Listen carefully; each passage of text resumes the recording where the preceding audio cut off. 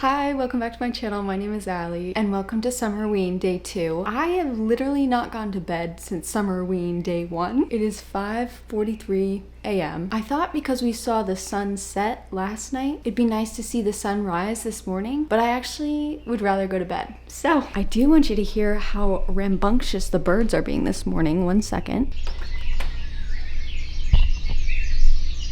So yeah, day 2 starting off great. I hear the whistle of birds. My video cleared. I'm gonna go crawl into my nice, cool, clean sheets, and I'll see you later to read. Y'all, it is now 8:30. I woke up a half an hour ago, just naturally. I think my body knew that sprints were on, so I sprinted to the couch so that I could pass out and watch these lovely people sprint on Gabby's channel. But I think my manic has taken over because I'm not really even tired. So I think I should probably get dressed and pick my book for today. Summerween has filled me with energy that I haven't even had coffee yet. I need to go get some coffee.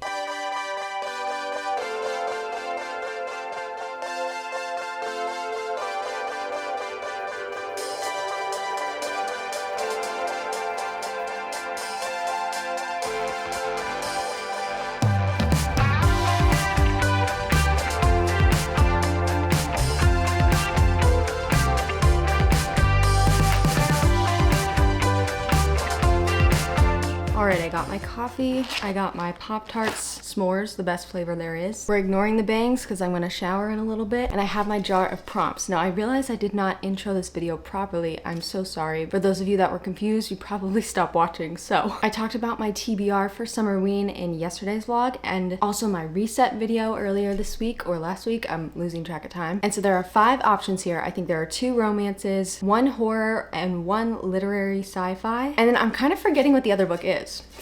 Oh well, maybe I'll get that one. Okay, ready? Okay.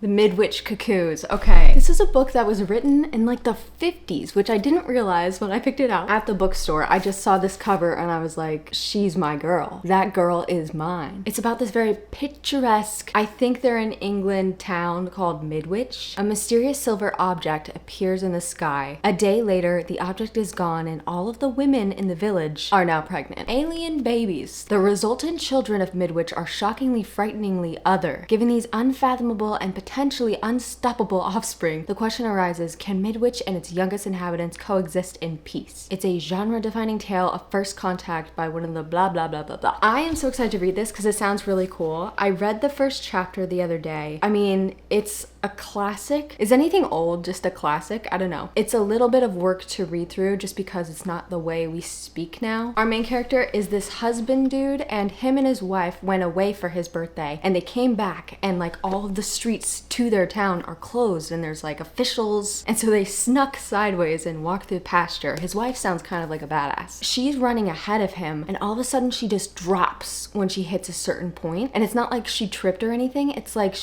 and he follows her because he's a good man and he immediately drops into like a slumber, if you will. And so there's a lot of intrigue. I'm very excited to read more because it has a very sort of Stepford Wives feeling to it. It's kind of like this perfect town, but there's also a bit of humor in it. I have to remind myself that this is English though, so I had to make everyone have a British accent in my head while I read it, because that just makes a book better. We'll see how this goes. I have no idea what I'm gonna read this. It is a short book. It's just over 200 pages, so it shouldn't take me too long, but like I said, it is like an older type of writing style. There's a lot of description that really doesn't seem that important, TBH. And so I think it might take a little bit more brain power, especially since I'm running on 3 hours of sleep. Time to inhale this.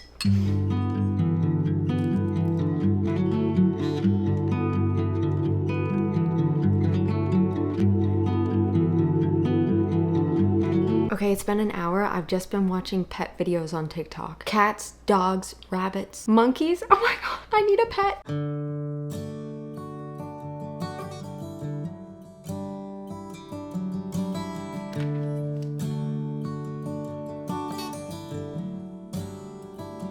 You ever wonder if days like these last? Okay, y'all, I might have to put this one down because it's putting me to sleep, and I don't even think it's my lack of sleep. Listen to this. Let us now drink to the adjunction of fond spirits. It is true that the institution of marriage, as it is proclaimed by church and state, displays a depressingly mechanistic attitude of mind toward partnership, one not unlike in fact that of Noah. The human spirit, however, is tough, and as quite often happens that love is able to survive this coarse institutional thumbing. Blah. I can't handle that right now. It's giving me flashbacks to when I was studying English Lit in college. I just don't want to use my brain just to be able to comprehend what's happening on the page. That is not the energy today, but it will be the energy of another day, I'm sure, because I am pretentious. H-O-T-T-O-G-O.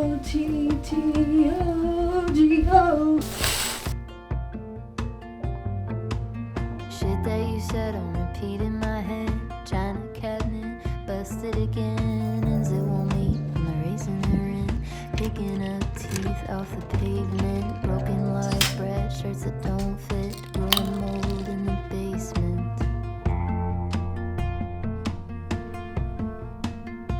I refreshed myself with a trampoline bounce, a shower, an Instagram pic, and decided to continue with the Midwich Cuckoos because I think I was just tired. I'm now 1/3 of the way through and I'm determined to finish this tonight. It is very interesting and I do like it, but I do have to do a couple things to help me concentrate while I'm reading. First of all, I always listen to a specific playlist, which is like a Rory Gilmore study playlist. I listen to this over and over and over again when I need help concentrating on like a denser literary fiction. Also, does anyone notice that depending on, there's someone outside of my house, hold on. There's some random guy like turning on and off my hose, like a grown ass man. What is he doing? Okay, he just walked off. What the fuck was that? Anyway, has anyone noticed that while watching YouTube on different surfaces, you get more ads? When I watched my little study playlist on my phone, I got one ad and this 46-minute video. And then I put it on my laptop, I got like 12 ads in the 46 minutes. What the heck is that about? I know you probably don't have answers because you don't work for YouTube, but I'm curious if this happens to anyone else. Another thing that helps me concentrate while I'm reading physically is to have my pen and I click it. And that's annoying, but like no one's home, so I'm not bothering anyone except the random man who keeps turning on and off my faucet outside. So our main character's name is Richard, and he's telling us what's happening to him, but he's also telling what's happening to other people at the same exact time, like word for word. So I was a little confused, like, is this just the writing style? It's like a omniscient thing that Richard just knows all, but it seems like he's actually writing to us as a report way after the fact, which I do find fun when they tell you right in the beginning why they're talking to us directly. I appreciate that. I hate being like talked to, but then it's never mentioned like why they're talking to us. But it feels a little bit like the Virgin Suicides because all these men are discussing things about the women in the town and like about the town. And I can't tell if it's just because it's written in the 50s or if it's purposeful to sort of ignore the women or not give them a point of view, at least so far. You know, like the men are discussing this thing. They just found out at this point that these pregnancies are happening and that they're probably related to that weird freezing falling down thing that happened to everyone. But they're all discussing that they don't want to tell the women too much because like they'll be hysterical. But I think the author's doing it on purpose. I think it's gonna come full circle. We'll see. When I mentioned Virgin Suicides, I like that writing so much more. It's so beautifully lyrical. I'm obsessed with that book, as are most white bitches. This one is not as lyrical, but it's got a weird removed voice, kind of like the boys in the Virgin Suicide. It's very observational. It's kind of witty and funny, almost Wes Anderson type of humor. So yeah, I'm enjoying it, and I feel like I just bored you with that explanation. I'm gonna get back to reading. Also, I got a message saying that the book that was supposed to be here yesterday was delivered today, and I tried to open it. We have like the metal box, and inside my box was a key to another box, except it's the one box where the key doesn't work because it's rusted or something. I spray WD-40 on it all the time. Is that what that stuff is called? And it just doesn't work. I'm just simply not strong enough, and I feel so annoyed at that fact that I can't twist it and like hit it at the same time. So I had to wait for Grant to get home to get the book and use his strong muscles to open it for me. Ugh, I feel like I'm in the 50s.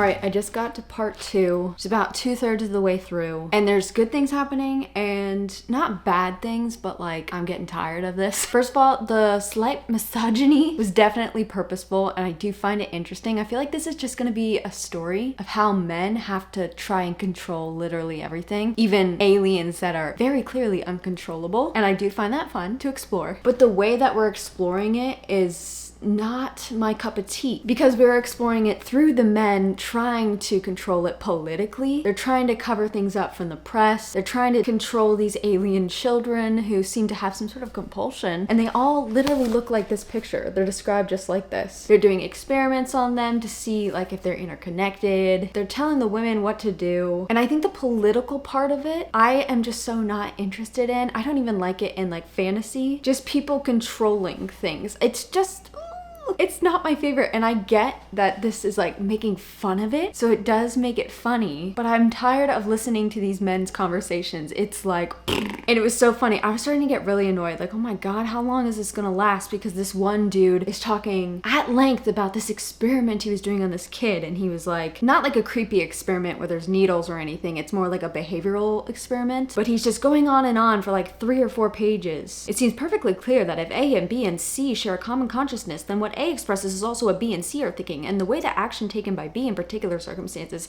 is exactly that which would be taken by A and C in those circumstances, subject only to modifications arising from physical difference. Blah, blah, blah. I just couldn't do it, and then I started to actually get like, oh, I kind of want to stop reading. And then the main character looked at his wife while this guy was just blabbing on, and he said, a quick glance at Janet's expression showed me that she had dropped out. When she decided that someone was talking nonsense, she makes a quick decision to waste no more effort upon it and pulls down an impervious mental curtain. It was literally what I was doing as this man would not shut up. And I actually laughed out loud. But then he went on, so it's like, ugh.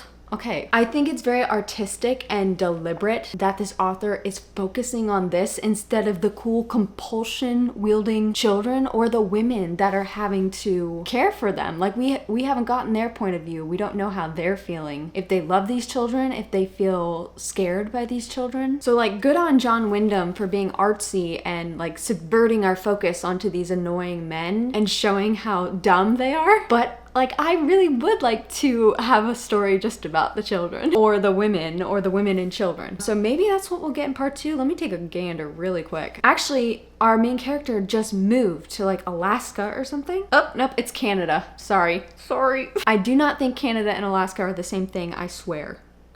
I just crossed my fingers. I meant to do the Scouts honor. Oh my god. I am so sorry about how boring today is. Obviously, I'm a little tired and like this book isn't sensational. Let me look at all of the prompts for Summerween because I think there are some activities I do want to participate in. There are some, like, I don't want to post a reel about my routine. Instagram reels are just a scary, intimidating thing for me. Also, like, post book spines with orange, pink, and purple to make a sunset. I love looking at other people's pictures of that, but like mine is just gonna be like 3 books stacked on each other. I'm not cool enough to come up with something cool. So I think I'll just enjoy other people's Instagram prompts because I am having fun looking at them all. The bingo though, you bet your ass I'm gonna try to black this board out.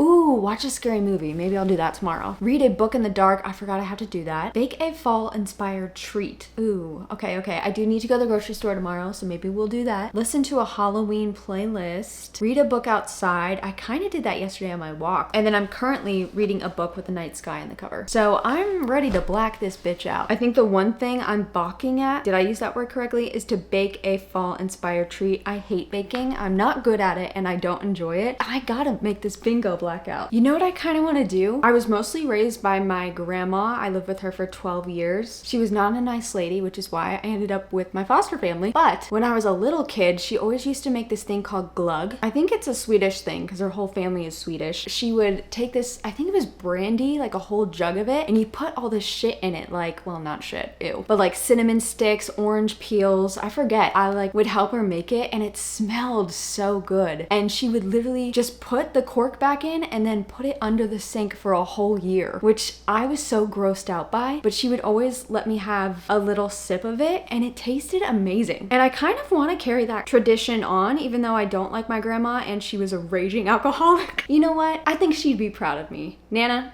if you're watching, ooh, I gotta go. My heart just started beating really fast. I didn't like that. Okay. Guys, at first I was like, okay, it's fine, and I really like these kids. They're a metaphor for anything foreign, literally foreigners, or people of different race, or just people who are different. And so like, I'm obviously on their side because they're just misunderstood, and most of the women are on their side. And so I'm thinking like, okay, this is a satirical piece about how men are fucking dumb, generally speaking. I know there are good ones out there. But the way this ended, I'm like, actually appalled, and I'm trying not to read too much into it because like, but maybe it wasn't purposeful. Maybe this is just some dude in the 50s is that threatened by foreign people that he wrote this book. I can't tell. I feel like this would be a really good class discussion for like a poli-sci class, although I can't see them. I've never taken a poli-sci class. I don't know why I said that. It's political. It's very political, which is why I found it so boring also. But I feel like this would be an interesting discussion with a university style class. Definitely not for one day of reading. I'm so like, bleh. Plus that ending really soured me because I'm like, excuse me? These children did nothing wrong. I wonder what this author would be doing today, you know? I also wonder what he'd think of Stranger Things or even Breaking Dawn. He'd be trying to burn Renesmee to the ground. Oh my god. I say that, I don't know the author's purpose. Maybe it was truly a satire in that way. Maybe like he knew what was going on, and for so much of the book I really thought so. I was like, oh, this guy's smart, making these men so dumb. But the thing is, he made these men the entire book, and again, it could be purposeful, but goddamn, they talked a lot, and it was really annoying. And the only times I ended up laughing was when the narrator occasionally would be like, yeah, this dude is not making sense. I'm not even listening to him. This introduction is just summarizing the entire book. This book functions as a kind of fairy tale or fable in which catastrophe is narrowly averted by a clever and heroic trick. Okay. So yeah, he's painting these children as bad guys, but then these men are all like, these fucking foreigners. Hey, like, excuse me? They're the ones hating on the I'm about to smack this book, but it's so pretty I can't. Because she is not the enemy. She's not. She's a child. Maybe I'm just being ignorant because I just want everyone to be happy and live in peace. But you know what I've learned through this book, and that I actually didn't need to learn because I already know it, is that men in political power will never know peace. They will never allow it because they fight for control. And I really do think that's the point of this. So I don't know my feelings. I'm actually getting really pissed off. I need to just like put this down. If you've read this, let me know your opinions because I don't know. And even though yes, they could do horrible things, the only reason they could do horrible things is because of the people around them treating them like they're foreign. Okay, I'm gonna calm down. You know what? At least this video ended with me having a strong emotion because for a minute there, I was like, oh my god, this is the most boring book I've ever read. And it has alien children in it. Come on. All of a sudden, I really would like to discuss this with people. So you know what? What should I rate this? Like, even if I don't agree with the narrator's opinion, obviously I don't know the author's opinion, I can still appreciate what I got out of it, which is that these men suck and they don't care about women, children, or anyone that they don't consider their property. In this book, obviously. And I do think there were times where that message was really cleverly written and funny, but I also think I was hammered, like, what's that expression? It was really, really heavy-handed, and it went on, and this was only 200 pages. It took me all fucking day to read. Okay, Allie, calm down. I think I need to go on Goodreads and read some reviews. I hope this wasn't too boring or too controversial of a day for you. I also think I am somewhat delusional because I truly think that if I go in a situation like this, I could be best friends with the alien children. Just like I think if I was in a forest and I saw a bear, I could make it my friend. I don't know what to think about that, except for, you know what? A little bit of positivity isn't so bad. I say burning with anger. Oh wait, I didn't rate it, but I think I have to land on probably just a 3 because my god, this could have been, I could have just read the summary of this. But also, I do appreciate the detail that went into it, but it was like detail that I didn't like, but then that's like a personal preference. So maybe I should give it a 3.5, but I'm so angry at it right now, I want to give it a 2. So I'm gonna have to wait till the end of the month to see what I think. I feel like that's been 2 books in a row. I can't tell you fully how I think about it, but I definitely liked The Last House on Needless Street way more than this. First of all, it was more entertaining, but also there was nuance with every single character in that book, and that's something I really love. Something they probably didn't teach this man in 1903, which is the year he was born. Now I'm hating on really, really, really old dead people. I'm sorry. I'm gonna go. Goodbye.